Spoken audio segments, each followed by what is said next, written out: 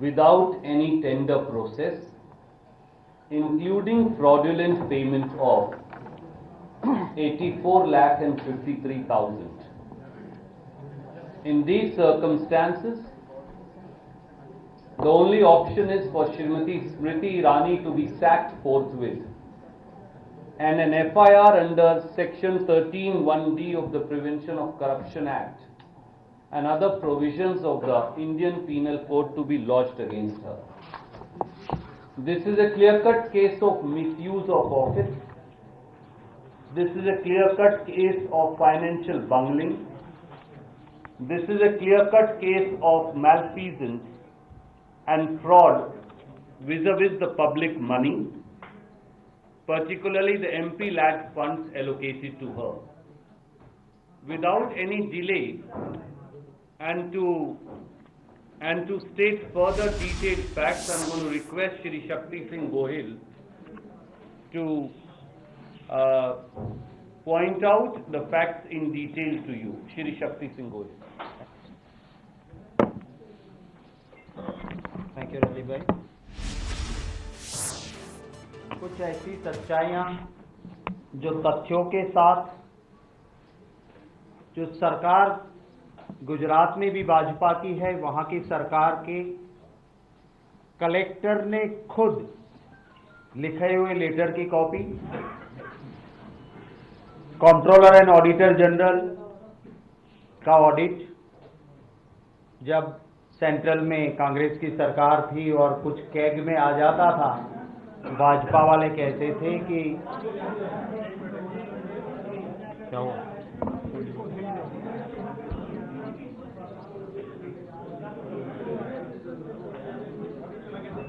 ठीक है। अब rolling, And we have a little silence, please, at the back. तो गुजरात में जहां भाजपा की सरकार, वहां के कलेक्टर ने लिख के दिया, CAG controller and auditor general CAG बड़ी अच्छी तरीके से जांच करने के बाद सारी चीजें हाईलाइट हुई। जब कांग्रेस की दिल्ली में सरकार थी और कैग के रिपोर्ट में कुछ आ जाता था, भाजपा छत से चिल्लाती थी, कैग ने कह दिया, भगवान ने कह दिया। असल में हकीकत तो ये है कि मोदी जी कहते हैं वो आधा सच होता है। वो कहते हैं खाता नहीं, खाने देता नहीं। सच्चाई ये है कि मोदी जी और उनके डियरेस्ट एंड नियरेस्ट करोड़ों से कम खाते नहीं और सच बोलने वाले को चैन की रोटी खाने देते नहीं। ये सच्चाई है। और इसका एक और नमूना ये आपके सामने आज, मोदी जी गुजरात से, मैं भी गुजरात से हूं और हर गुजराती जानता है, सबसे करीबी नेता भाजपा के, आज के मंत्री नरेंद्र मोदी जी के सबसे करीबी रहे हैं। वो सांसद की ग्रांट स्मृति ईरानी जी की, वो उनको मिली, गांव गोद लिया। वो गांव गोद नहीं लिया, गांव को मिलने वाले पैसे खुद की जेब में किए। ये कलेक्टर, आणंद डिस्ट्रिक्ट के कलेक्टर ने डेप्यूटी सेक्रेटरी सांसद की जो ग्रांट रिलीज करते हैं जनरल एडमिनिस्ट्रेशन डिपार्टमेंट को, और उससे पहले पूरी जांच हुई।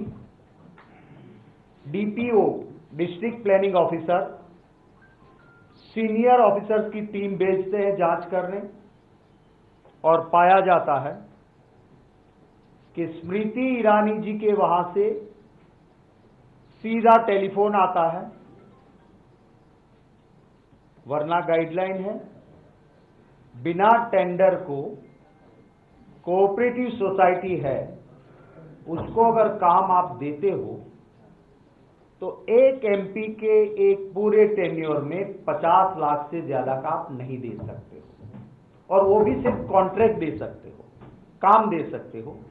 इंप्लीमेंटिंग एजेंसी पूरे देश में आज तक कहीं ऐसा नहीं है कि इंप्लीमेंटिंग एजेंसी गवर्नमेंट से हटके कोई और बन जाए।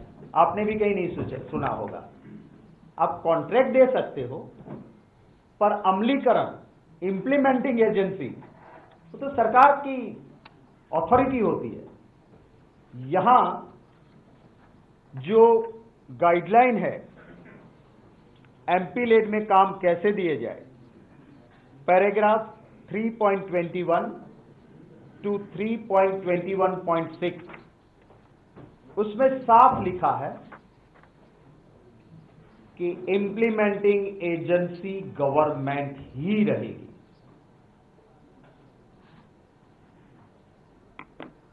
स्मृति बहन की पता नहीं कौन सी दिमाग की वो खिड़की खुल गई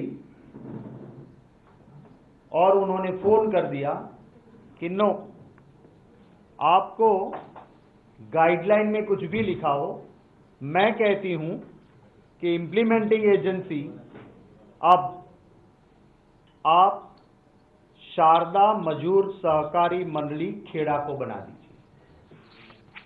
और इंप्लीमेंटिंग एजेंसी सरकार हट गई, ये प्राइवेट कंपनी बन गई, प्राइवेट मंडली बन गई।